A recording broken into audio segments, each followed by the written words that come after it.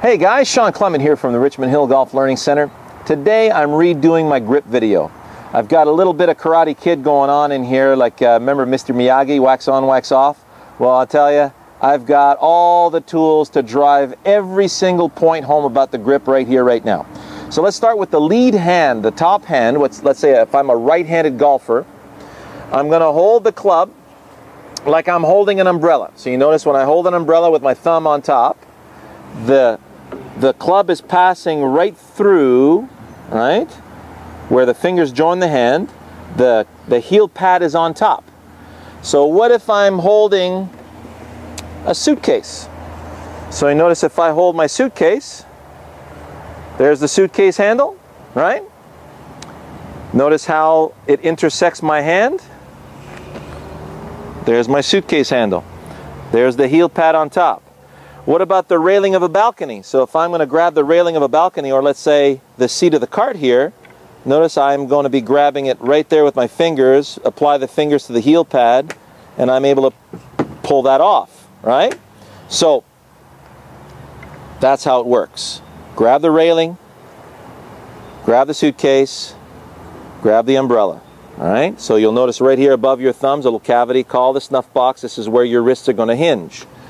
So you set the snuff box on top. Notice the club face is nice and square. There's my snuff box. So when I hinge up and down, the club face stays nice and square. Okay, now let's do the bottom hand. All right, now the bottom hand is very, very particular. Let me get my my setup here for my kitchen. You're gonna love this one.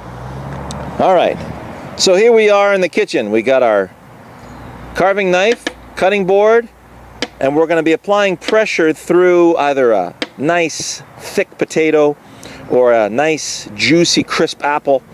So I'm applying pressure through there. You notice the pressure point that I'm using is right underneath the knuckle here. There.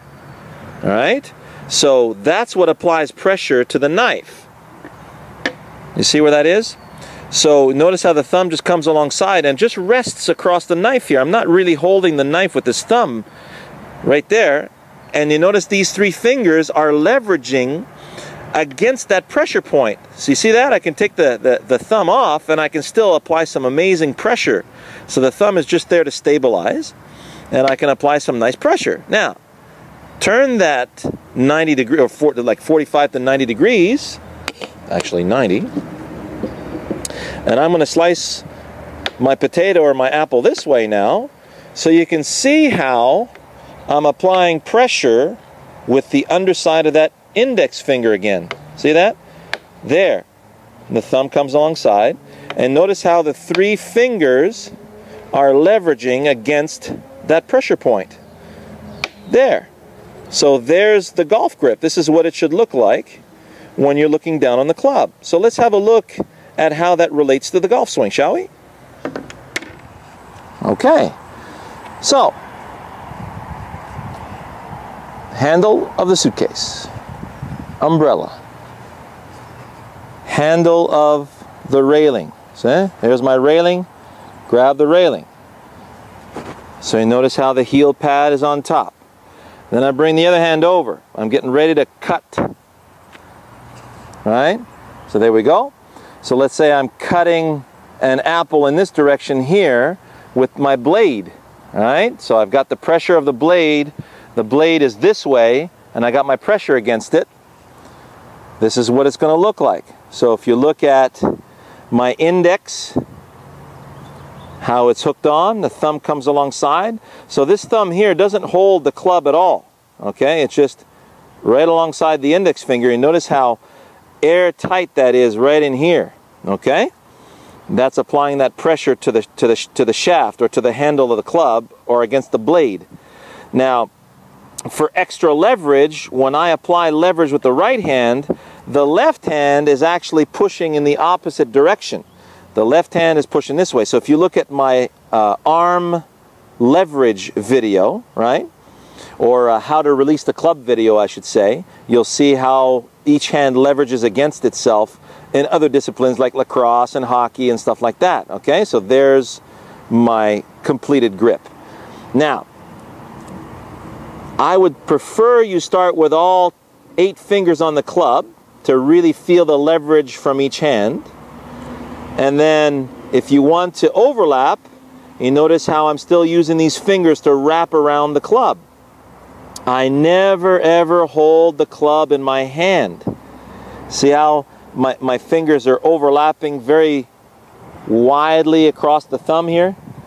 So you would never take a knife in the kitchen like this, right? You can't push down with this part of your hand. You're pushing down with the bony part of the hand. There's no bone here, okay? There. That's how you want it to feel around those fingers, all right?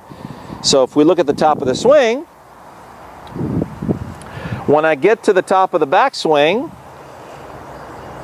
my club is resting underneath that knuckle, so I've got fantastic support at the top here.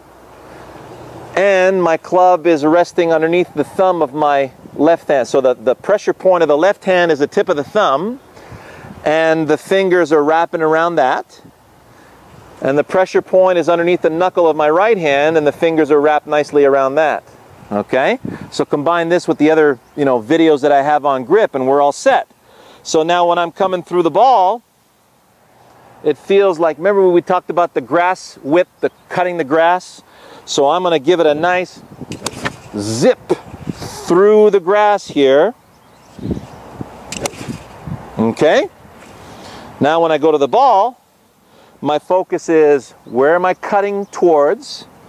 I'm going to apply some nice, effortless cutting pressure towards that target, using the weight of my, let's say I pretend I got a big, heavy machete. Use the weight of that machete. Here we go. And that was flush, flush, flush. Right on my target. Extremely happy with that. Perfect divot. So you notice how it just slices right through the grass in that divot. That's because I've got the pressure points that I need to get through there. Okay? So go cut some vegetables in your kitchen and really feel what your hand is doing to apply that pressure. It's exactly the same in your golf swing. All right? This should really help you guys. I'll talk to you soon.